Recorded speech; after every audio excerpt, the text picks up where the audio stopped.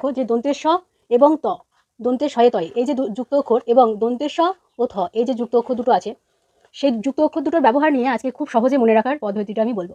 দেখো এখানে আমি লিখেছি পয়রা ফেলা তালবেশ দন্তের শয়ে তয়ে প্রশস্ত, এখানে লিখেছি ময়হস্যু খ দন্তের শয়ে তয়ে মুখস্থ। এবার এই বানানগুলো যখন বাচ্চারা মুখস্থ করবে তখন তাদের একটা সময় মনে হতে পারে যে এখানে দন্তের শয়ে তয়ে বসবে নাকি দন্তের শয়ে তয়ে বসবে। আমাদের বড়দের ক্ষেত্রে অনেক ক্ষেত্রে এটা নিয়ে কনফিউশন তৈরি হয়। তো আজকে এই ভিডিওটা দেখার পর তোমাদের পুরো কনফিউশন চলে যাবে।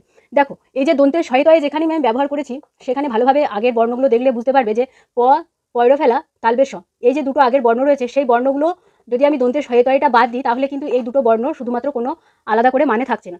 গয়রা ফেলা দন্তের শয়ে তয়ে গ্রস্ত, এবার এই দন্তের শয়ে তয়েটা যদি আমি বাদ দিই তাহলে গয়রা ফেলার আলাদা করে কোনো অস্তিত্ব নেই।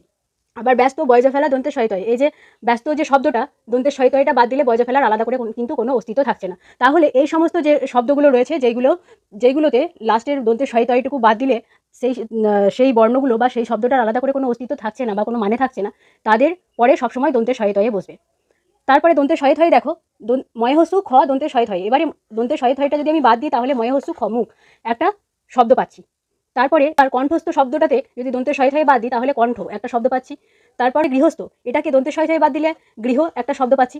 তাহলে এই যে সমস্ত শব্দগুলো রয়েছে যেগুলো থেকে দন্তের শয়ে থয়ে বাদ দিলে সেটা আলাদা করে একটা শব্দ হয় বা হতে পারে, সেইগুলো শেষে আমাদের সবসময় দন্তের শয়ে থয়ে বসবে। এখানে আর কি উদাহরণ আমরা লিখতে পারি, অস্ত লিখতে পারি, দন্তের শয়ে তয়ে অস্ত। দেখো দন্তের শয়ে তয়ে বাদ দিলে আর কোনো আলাদা করে অস্তিত্ব থাকছে না। আবার এইদিকে আমি আরো একটা উদাহরণ লিখতে পারি, ঠোঁটস্থ। তাহলে এখানে যদি দন্তের শয়ে থয়ে বাদ দিই তাহলে আমরা ঠোঁট একটা শব্দ পাচ্ছি। এরকম ভাবে তোমরা আরো দু একটা উদাহরণ আমাকে অবশ্যই কমেন্টের মাধ্যমে জানাতে পারো। আর যদি ভিডিওটা হেল্পফুল বলে মনে হয় তাহলে অবশ্যই একটা লাইক করো এবং সাবস্ক্রাইব করতে ভুলো না।